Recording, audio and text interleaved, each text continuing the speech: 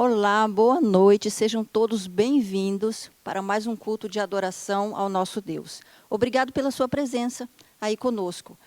Queremos convidar você agora, neste momento, para nós convidarmos a presença da divindade para estar conosco através de uma oração. Feche seus olhos, assim como você está, e vamos orar. Pai de amor, nós te agradecemos, Senhor, pelos teus cuidados, nós te agradecemos pela vida que o Senhor nos concede, te agradecemos por mais um dia que o Senhor nos protegeu, nos guardou, e pedimos, Senhor, neste momento, a tua companhia. Receba, Senhor, o nosso louvor, a nossa adoração nesta noite, nós oramos em nome de Jesus. Amém. Convido você para nós continuarmos adorando o nosso Deus agora, através do louvor.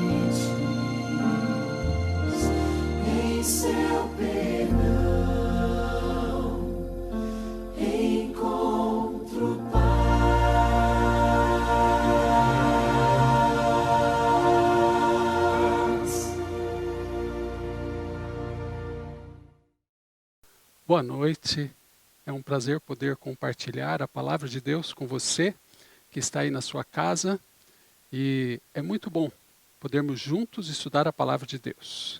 Nada melhor do que buscar a orientação do Senhor. A Bíblia nós conhecemos como palavra de Deus e devemos o tempo todo estar buscando as orientações do Senhor para a nossa vida. E eu me sinto muito feliz de poder estar compartilhando deste texto que escolhi para a nossa meditação nesta noite. Eu quero convidar você a abrir a sua Bíblia em Josué, capítulo 9, e meditar comigo nestas palavras de Josué, capítulo 9. Nós vamos conversar um pouquinho a respeito do versículo 1 em diante. Eu vou ler alguns textos, nós vamos fazer algumas considerações e vamos tirar 3 lições importantíssimas a respeito deste episódio ocorrido na vida de Josué e do seu povo, o povo de Israel. Eu só quero antes contextualizar. Deixa a sua Bíblia, abra lá em Josué capítulo 9, me acompanhe na leitura. É muito importante você ter a sua Bíblia aberta. Mas eu quero contextualizar para a gente entender exatamente este assunto. Moisés havia sido escolhido por Deus para tirar o povo de Israel lá do Egito. Nós conhecemos toda a história. No entanto, quando Moisés chegou próximo da entrada à terra prometida, a terra de Canaã, havia ali o rio Jordão a ser passado, mas Deus resolveu não permitir que Moisés passasse. E foi escolhido um outro para substituir Moisés, o qual nós conhecemos como Josué. Josué estava meio temeroso, afinal, ser escolhido para representar um povo tão grande e substituir uma pessoa tão importante como Moisés não era nada fácil. Mas ele confiou no Senhor. E ele levou esse povo até a terra, a entrada da terra. Deus miraculosamente abriu o rio Jordão e o povo passou. E depois de estabelecidos ali, Deus dirigiu o povo para a conquista de 2 grandes cidades. Uma delas Jericó e outra a cidade de Ai. Eram cidades fortes, importantes da época. E obviamente todos os reis, todos os povos ao redor ficaram sabendo do que havia acontecido. Da forma miraculosa como o Senhor guiou Josué e o povo de Israel para aquelas conquistas. E eu me coloco no lugar daqueles povos, sabendo que a ideia e o propósito daquele povo de Israel era conquistar todas aquelas partes, toda aquela região. Então eles fizeram algo inteligente, que eu penso que faríamos a mesma coisa. Na verdade, hoje os países meio que fazem isto, para se proteger, para ficar cada vez mais fortes. Veja e acompanhe comigo Josué capítulo 9, versículo 1. Diz assim: sucedeu que, ouvindo isto, todos os reis que estavam da além do Jordão, nas montanhas e nas campinas, e em toda a costa do Mar Grande, defronte do Líbano, os heveus, os amorreus, os cananeus, os ferezeus, os heveus e os jebuseus, se ajuntaram eles de comum acordo, para pelejar contra Josué e contra Israel. Óbvio, é uma nação forte, conquistadora, por que não nos unirmos para guerrear contra? No entanto, veja e acompanhe comigo o verso 3. Diz assim: os moradores de Gibeão, porém, ouvindo o que Josué fizera com Jericó e com Ai, usaram de estratagema. Eu vou parar aqui por enquanto e eu quero explicar para ficar mais dinâmica a nossa conversa nesta noite. Os gibeonitas, o povo de Gibeão, pensou melhor, será que vale a pena se unir a estes reis? Eles sabiam do poder do Senhor, mas eles resolveram fazer de uma outra forma, criaram uma estratégia, elaborar um plano astuto para tentar fazer uma aliança, em outras palavras, com o povo de Israel. Era muito comum, quando um reino, um povo, quisesse se unir, fazer uma aliança com outro povo, eles chamavam seus embaixadores e reuniam muitos presentes valiosos, coisas caras, e mandava para aquele reino para então fazer uma aliança, como presentes. No entanto, a estratégia aqui foi outra. O que eles fizeram? Chamaram os embaixadores, pegaram os sacos velhos, colocaram sobre seus jumentos, pegaram as roupas mais velhas para que aqueles embaixadores se vestissem. Os odres de vinho eram os mais velhos e até meio rotos para levar o vinho. Pegaram as sandálias mais gastas e calçaram aqueles embaixadores. Além de pegarem um alimento, que era o pão, né? Um pão velho e até bolorento, para ter uma ideia. E abasteceram aqueles embaixadores e enviaram com a sua estratégia lá para o povo de Israel. Veja que interessante. E eles enviaram, e quando chegaram lá os embaixadores, obviamente ali estavam os soldados, né, que estavam cuidando ali da nação, e quando viram aquele povo chegando, aqueles embaixadores, eles questionaram: quem são vocês? O que vocês estão vindo aí? O que vocês querem? E eles anunciaram: olha, nós somos servos de vocês, estamos vindo de uma terra muito distante, e viemos aqui por causa do nome do Senhor. E eles ficaram meio desconfiados e começaram a indagar: escuta, vocês são aqui dos povos vizinhos, vocês moram aqui próximo de nós. E eles disseram: não, olha aqui as nossas vestes. Quando nós saímos da terra onde moramos, nossas vestes estavam boas. Olha aqui os odres de vinhos, olha o nosso alimento. Nós estamos há muito tempo fazendo essa viagem. E enfim, pediram para que fosse falar com Josué. E quando chegaram até Josué, e os príncipes ali reunidos, contaram exatamente a mesma história. Disseram: olha, nós viemos de uma terra muito distante. E nós, desta terra muito distante, quando estávamos lá, saímos com os odres de vinhos novos, e olha aqui como estão. Os nossos pães todos emboloraram durante a viagem. Enfim, mostraram por A mais B e foram extremamente convincentes de que, de fato, eles eram de uma terra muito distante. E Josué acreditou, os príncipes acreditaram, e acabaram por fazer uma aliança com aqueles gibeonitas, de tal forma que os príncipes juraram pelo Senhor que não fariam mal à nação deles. É uma história bem interessante. Então vamos agora para as lições desta história. Quais são as lições que Josué capítulo 9 tem a nos ensinar? O que podemos aprender? Afinal de contas, todas as histórias da Bíblia não estão aqui para bonito ou só para a gente conhecer o que aconteceu no passado. Deus quer falar algo para nós hoje através dessas histórias, para que os exemplos que ocorreram no passado, nós possamos extraí-los e aplicar na nossa vida diária. É assim que Deus fala conosco, o seu povo. Então vamos para a primeira grande lição deste episódio ocorrido com Josué e o povo de Israel lá no passado. Primeira grande lição: consequências da mentira. Consequências da mentira. Veja, acompanhe comigo o verso 16.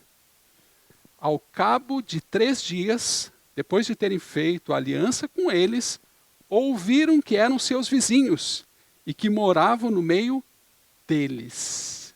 3 dias depois, e aquilo que estava encoberto veio a ser revelado. Lembra dessa passagem da Bíblia? Que não existe nada encoberto que não há de um dia ser revelado? Pois é, 3 dias depois. Tem uma outra frase que nós usamos em nossos dias que diz assim, que a mentira tem pernas curtas. Ou que a mentira tem perna curta. Por quê? Porque mais cedo ou mais tarde ela vai ser revelada. Sabe, queridos irmãos, sabemos que as consequências vieram por causa desta mentira para aquele povo. Leia comigo e acompanhe comigo o verso número 21. 21. Veja o que está escrito ali. Disseram-lhes, pois, os príncipes: vivam. E se tornaram rachadores de lenha e tiradores de água para toda a congregação, como os príncipes lhes haviam dito. Ou seja, vocês mentiram, vocês nos enganaram, então agora o trabalho que nós vamos dar a vocês é exatamente esse, se tornar escravos, porque o trabalho que que foi concedido a eles era o pior trabalho naquela época. Seriam cortadores de lenha para toda a congregação e teriam que tirar água. Às vezes tinham que andar longas distâncias para trazer água para toda a congregação e para o templo. A mentira tem as suas consequências. Sabe, Deus não se agrada de nenhum dos pecados que cometemos. Obviamente, é fora de questão o pecado no que diz respeito à santidade de Deus. Deus não se agrada. Mas quando se fala da mentira, Deus, ele é ainda mais incisivo no que diz respeito ao ato de mentir. Provérbios, capítulo 12, verso 22, diz assim, os lábios mentirosos são abomináveis ao Senhor. Os lábios mentirosos são abomináveis ao Senhor. Isso é muito sério, Provérbios 12, 22. E em João capítulo 28, versículo 44, Jesus disse que o diabo é o pai da mentira. E quem mente pertence a ele, ou seja, aqueles que gostam e praticam a mentira são considerados filhos do próprio diabo. Isso está em João capítulo 8, versículo 44. Veja como Deus não tolera esse pecado. Nenhum ele tolera, mas este, ele age. E a Bíblia, ela nos fala de forma mais incisiva deste pecado que é terrível aos olhos de Deus. Infelizmente, não existe, penso, debaixo do sol, ninguém que não tenha cometido esse pecado na vida. Infelizmente. Nós somos pecadores e nós cometemos esse pecado. Mas existe uma grande diferença entre aqueles que cometem o pecado, se arrependem, voltam em si e faz de tudo para não cair nesta astúcia do diabo, que é a mentira. Enquanto existem outras pessoas que cometem o pecado e quando são indagados ou descobertas, dizem assim, era uma mentirinha, uma mentira branca, ou todo mundo mente e não reconhece que estão totalmente errados. Eu gosto muito quando o pastor lendo quadros, que existe pecadores, somos todos nós, e existe os pecadeiros, aqueles que praticam o pecado e gostam de praticar, ou seja, conscientemente praticam o pecado. Isto é um problema extremamente sério. E eu quero falar uma coisa aqui muito importante também para você juvenil, criança, adolescente, e até nós adultos também. Às vezes nós brincamos com a mentira. E a criança e o adolescente ali sabem muito bem que existe até um nome para isso. Como que é? Trollagem. Muitos brincam com trollagem, com a mentira. E isto é muito, muito perigoso. Afinal de contas, você brincaria com uma cobra? Brincaria com uma cobra? Pense bem, você pensa que não brincaria com uma cobra. Por quê? Porque você sabe que mais cedo ou mais tarde ela vai te picar. Obviamente, só um louco brincaria com uma cobra. No entanto, quando nós brincamos com mentira, nós estamos fazendo exatamente a mesma coisa. Mas é uma brincadeira. É uma brincadeira muito perigosa. Por quê? Porque às vezes na hora da brincadeira, a criança, o jovem, o adolescente ou até o adulto, ele acaba levando uma vantagem. E na brincadeira ele acha, olha, consegui enganar, foi interessante ali, as pessoas deram risada. E depois ele pode aplicar isto em outras situações. E isto pode influenciar diretamente no caráter desta pessoa. Quer ver uma brincadeira que provavelmente você já fez, eu já fiz quando criança, que é estar na piscina, ou no rio, ou no mar, quem sabe, ali com seus amigos, com seus familiares, e de repente você brinca, estou me afogando, estou me afogando. E aí, quando vai até você, é brincadeira. E teu pai diz assim para você, E eu digo para os meus filhos, não brinca com coisa séria. Porque no momento que você estiver se afogando de verdade, ninguém vai acreditar. Não brinque com a mentira. É muito perigoso. É brincar com uma cobra. Não vale a pena brincar com coisa séria. Deus espera, de fato, que nós trabalhemos com a verdade. Por isso que ele diz, eu sou o caminho, a verdade e a vida. Sabe, queridos, foi por causa da mentira que Jacó teve que fugir do convívio de sua família. E se não fosse pela interferência direta de Deus, Esaú teria tirado a vida do seu irmão e causado uma desgraça para aquela família. Então, pense bem, quando pensar em brincar, né, com a mentira, pense bem, lembre-se da história de Jacó e Esaú. Não faça isso. Tem outras formas de se brincar. E se você é daqueles que, de repente, usa a mentira como um meio para conseguir alguma coisa, cuidado. Você está brincando com uma coisa muito séria. Peça a ajuda de Deus e Deus vai te auxiliar a você vencer esse pecado que é tão grave aos olhos de Deus. Mas temos uma segunda lição e vamos para ela. E a segunda lição é: prometeu, cumpra. Quero que você me acompanhe na leitura do verso 20. Veja o que diz ali. Isto, porém, lhe faremos, conservar-lhe-emos a vida, para que não haja grande ira sobre nós. Os príncipes aqui falando a respeito dos gibeonitas, por causa do juramento que já lhes fizemos. Ou seja, eles haviam não simplesmente prometido que não iriam fazer mal àquela nação, mas eles haviam jurado em nome do Senhor. O que Deus fala a respeito deste assunto de prometer, de jurar? Tem um texto que eu quero que você acompanhe comigo a leitura, que é em Eclesiastes capítulo 5, versículos 2 ao 5. Abra sua Bíblia, eu espero um pouquinho. Eclesiastes está depois do livro de Provérbios.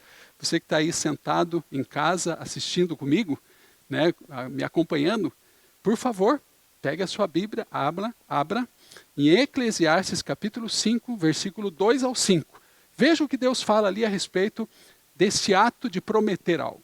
É muito importante. Diz assim, ó: e não te precipites com a tua boca. Já falou tudo aqui, mas vamos lá. Nem o teu coração se apresse a pronunciar palavra alguma diante de Deus, porque Deus está nos céus e tu na terra.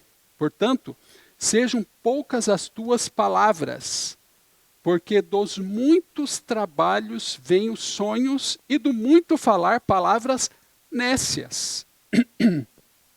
Quando a Deus fizer algum voto, não tardes em cumpri-lo, porque não se agrada de tolos. Cumpre os votos que fazes.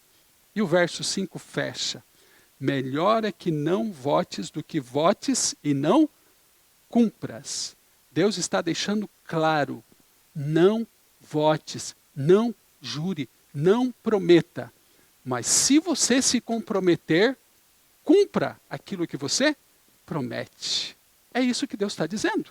O ideal é nem prometer, mas se acontecer de prometer, então cumpra. Volte lá a Josué capítulo 9, que a gente ainda vai conversar um pouquinho. Na verdade, nós estamos aqui falando uma coisa muito importante sobre essa questão da promessa. No contexto ali do povo de Israel com os gibeonitas, nós sabemos, eles juraram em nome do Senhor. E às vezes algumas pessoas podem estar dizendo: ah, tá, mas eu não juro, não faço promessa. Mas às vezes eu assumo compromissos e eu não consigo cumprir os compromissos. E isso aí seria uma promessa? Não. Eu diria assim, a gente tem o máximo possível ser organizado na nossa vida, na nossa agenda, e assumir compromissos que a gente possa cumprir. Essa é a verdade. Mas somos pecadores. As coisas acontecem, às vezes, diferente daquilo que a gente planeja e pode nos afetar. E a gente pode se prejudicar nos compromissos que a gente assumiu. Não estou falando nisto. Acontece com todo mundo. Mas tem pessoas que têm o hábito de assumir compromissos sérios. Falar, jurar com a sua boca e depois não cumpre. E pior, às vezes faz isso com o próprio Deus. Deus está dizendo aqui para tomar muito cuidado com este assunto. Sabe, queridos, a palavra, ela é muito importante. Define quem você é. Quando você é uma pessoa que cumpre a palavra, as pessoas acreditam em você. Quando você não cumpre, as pessoas descreditam, você não tem crédito com elas. Tome cuidado, Deus está aqui dando um conselho sábio para você. Tome cuidado. Tem um exemplo muito importante na Bíblia, que é o exemplo de Ananias e Safira, né? Por causa da promessa que fizeram e não cumpriram, perderam a vida como exemplo, tá? De que a promessa, uma vez feita, ela tem que ser cumprida. Deus deixou claro, não prometa, não tem necessidade. Mas se prometer, cumpra. Essa é a segunda grande lição. E toda vez que você for fazer uma promessa, lembre-se da história de Ananias e Safira. Se você acha que pode não cumprir, não faça nenhum tipo de promessa. E a terceira grande lição que nós queremos extrair aqui com você, desse texto é, verso 14. Me acompanhe. Contextualizando, se você ler o verso 13, você vai ver que os gibeonitas estavam ali falando, mostrando, né, as vestes, os odres de vinho, as sandálias já velhas, enfim, justificando que eles estavam vindo de muito longe. E enfim, agora verso 14 diz assim: então os israelitas tomaram da provisão e não pediram conselho ao Senhor. Não pediram conselho ao Senhor. E aqui está a grande terceira e última lição que eu quero extrair nessa noite com você. Sabe, queridos, isso significa que nos outros episódios, eles pediram auxílio do Senhor. Eles consultaram ao Senhor. Porque aqui deixou claro que eles não pediram o conselho do Senhor. Os gibeonitas, quando perceberam que o povo estava percebendo as suas artimanhas, chamaram a Josué para uma conversa provavelmente a sós ali com seus príncipes. Eu imagino os gibeonitas chegando, aqueles soldados meio que não acreditando muito na conversa, e agora eles chamaram Josué, queriam uma conversa, e foram lá e começaram a conversar e convencer, e de repente encher a bola, o ego de Josué dizendo assim: nós conhecemos a história do povo de Israel sob a sua liderança, como Deus tem conduzido, você é um ótimo líder, os seus príncipes são ótimos. Encheu o ego de Josué. Isso é muito perigoso e pode ser uma estratégia terrível do inimigo.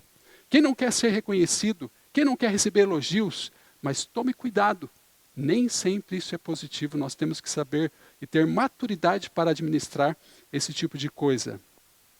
A cada pergunta de Josué, provavelmente eles desconversavam. Esta é outra estratégia de Satanás. Não quer nada às claras, pois com Deus as coisas funcionam assim, tudo às claras, tudo bem explicadinho, sem rodeios. Quando alguém quer vender alguma coisa para você, você começa a fazer perguntas para tirar dúvidas, e a pessoa começa a rodear, a não responder diretamente, cuidado. Ou a pessoa está totalmente despreparada, né? Não conhece aquilo que está vendendo, ou está querendo te enganar. Com Deus as coisas são as claras. Preste atenção nisso. Quantos documentos jamais teriam sido assinados? Quantas sociedades jamais teriam sido concretizadas? Quantos namoros jamais teriam sido iniciados e casamentos que jamais se consumariam? E quantas separações poderiam ter sido evitadas se antes de tudo tivéssemos consultados ao Senhor? Decisões precipitadas trazem consequências amargas. A partir daquela aliança, Josué teve que lutar por um povo que não era o seu. Entrou numa guerra que não lhe pertencia.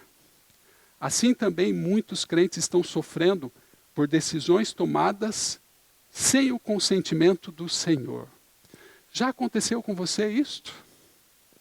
Eu pergunto, será que você não está sendo impressionado neste momento para que não tome ou tome uma decisão, uma determinada decisão? Será que neste momento o Espírito Santo não está aí falando contigo? De repente alguma decisão que você está para tomar relacionada ao seu trabalho, a mudança de repente de trabalho, ou de repente a um outro assunto no que diz respeito a relacionamento.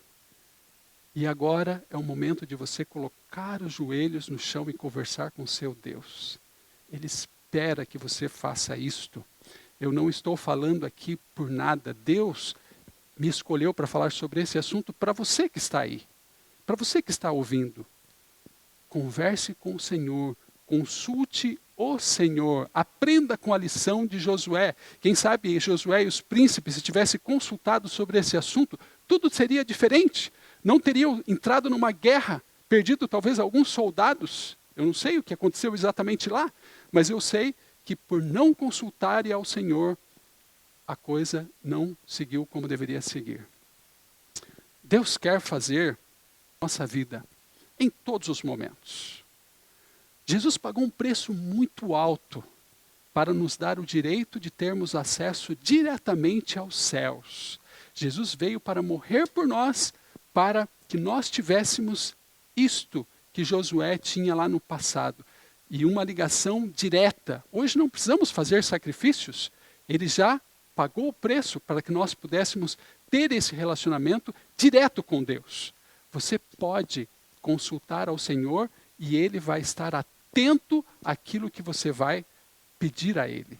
Jesus está no santuário celestial intercedendo diretamente para você e para mim também. Por que não aproveitar esta oportunidade para colocar no papel tudo o que você está planejando e então colocar os joelhos e conversar com Deus? Senhor, esta é a tua vontade para a minha vida? Converse com Ele, peça a iluminação dos céus para que Ele direcione a sua vida naquilo que você deseja. E eu tenho certeza que Deus vai respondê-lo. Sabe, nós somos pecadores. Não confie na sua natureza. A nossa natureza é pecaminosa. Nós já mentimos, nós não cumprimos promessas, nós tomamos decisões por nós mesmos. Quantas vezes? Mas Deus é o mesmo. Deus não mudou. Deus é o mesmo.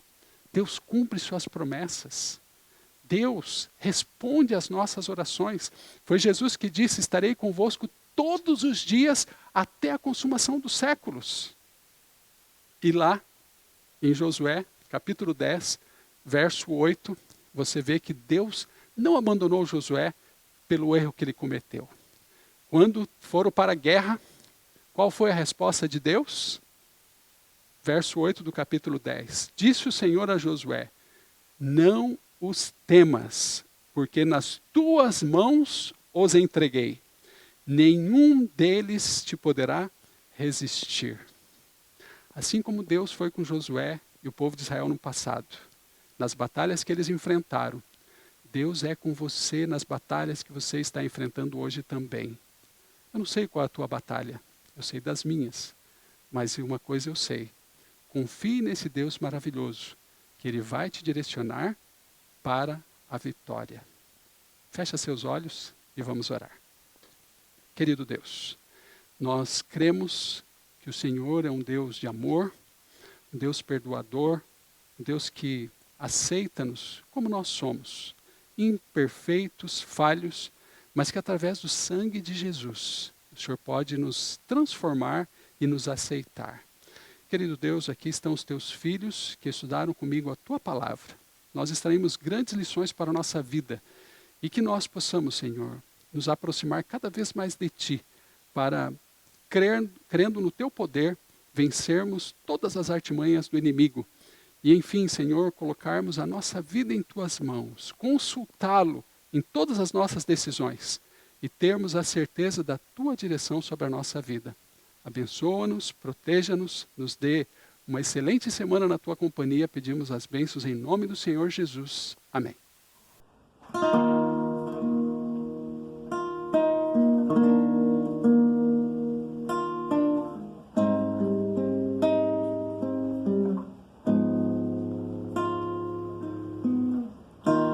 Eu não vi o mar se abrir, eu não vi o coxo andar, também não vi gigante cair, mas escolhi confiar. Eu não vi Jesus ressuscitar, também não vi o pão multiplicar. confiar, mas pela fé que o justo viverá. Muitos duvidam e zombam de mim, teu Deus não existe, não vai te ouvir, mas isso não vai me abalar, pois a fé não consiste no que posso ver, mas crer que o impossível vai acontecer. Me ajude a crer. E se o mar não abrir, o faraó me alcançar, eu não vou desistir, não vou duvidar. E se o gigante não cair, se a fornalha me queimar, mesmo que eu morra aqui, sei que amanhã vou acordar.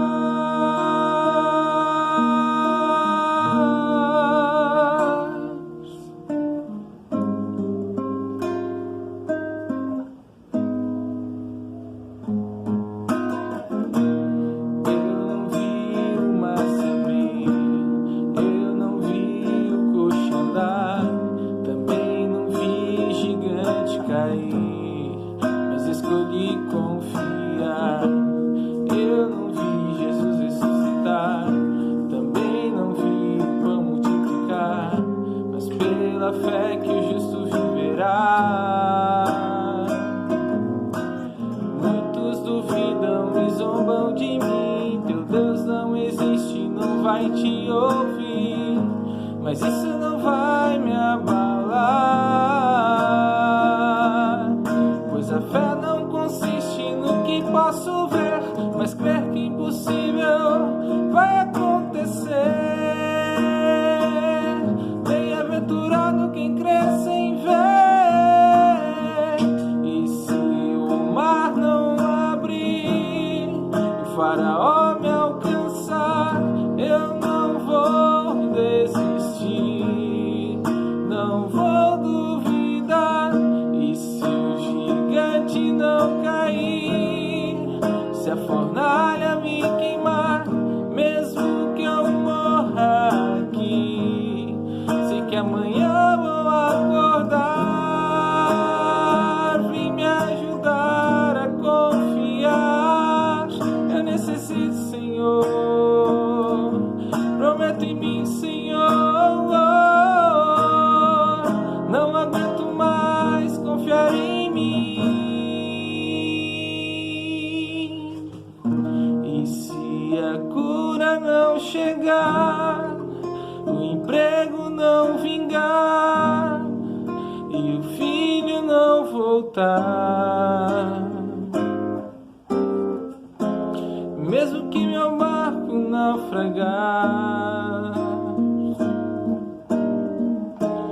mesmo que minha empresa afundar, mesmo que eu morra aqui, sei que amanhã vou acordar. E se o mar não abrir e faraó me alcançar, eu não quero desistir, Senhor, não quero mais duvidar. E se o gigante não cair, se a fornalha me queimar, mesmo que eu morra aqui, sei que amanhã vou acordar.